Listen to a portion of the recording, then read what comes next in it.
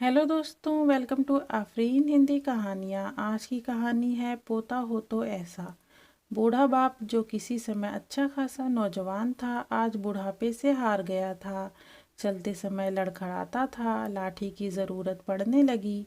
चेहरा झुर्रियों से भर चुका था, बस अपना जीवन किसी तरह व्यतीत कर रहा था।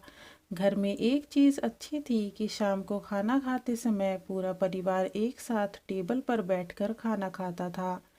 एक दिन ऐसे ही शाम को जब सारे लोग खाना खाने बैठे, बेटा ऑफिस से आया था। भूख ज़्यादा थी सो जल्दी से खाना खाने बैठ गया और साथ में बहू और उसका एक बेटा भी खाने लगे। बूढ़े हाथ जैसे ही थाली उठाने को हुए, थाली हाथ से छिटक गई। थोड़ी दाल टेबल पर गिर गई। बहू बेटे ने घृणा दृष्टि से पिता की ओर देखा और फिर अपना खाने में लग गए। बूढ़े पिता ने जैसे ही अपने हिलते हाथों से खाना खाना शुरू किया तो खाना कभी कपड़े पे गिरता, कभी ज़मीन पर।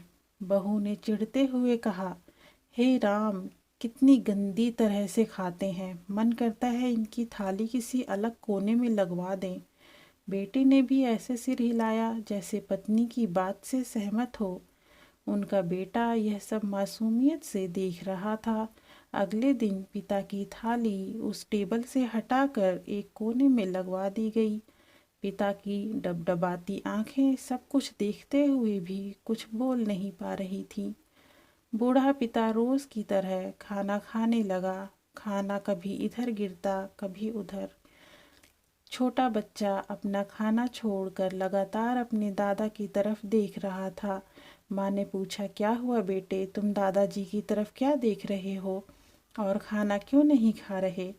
बच्चा बड़ी मासूमियत से बोला, माँ, मैं सीख रहा हूँ कि वृद्धों के साथ कैसा व्यवहार करना चाहिए। जब मैं बड़ा हो जाऊँगा और आप लोग बूढ़े हो जाओगे तो मैं भी आपको इसी तरह कोने में खाना खिलाया करूँगा। बच्चे के मुंह से ऐसा सुनते ही बेटे और बहू दोनों कांप उठे। शायद बच्चे की बात उनके मन में बैठ गई थी, क्योंकि बच्चे ने मासूमियत के साथ एक बहुत बड़ा सबक दोनों को दिया था।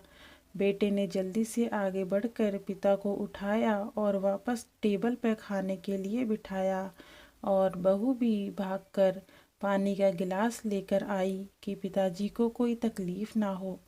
दोस्तों, माँ बाप इस दुनिया की सबसे बड़ी पूंजी हैं। आप समाज में कितनी भी इज्जत कमा लें या कितना भी धन इकट्ठा कर लें, लेकिन माँ बाप से बड़ा धन इस दुनिया में कोई नहीं है। कहानी अगर आप लोगों को पसंद आई हो तो कमेंट में लव यू माँ एंड पापा ज़रूर लिखें। वीडियो पूरा देखने के लिए बहुत बहुत आभार। चैनल को सब्सक्राइब करना ना भूलें। धन्यवाद।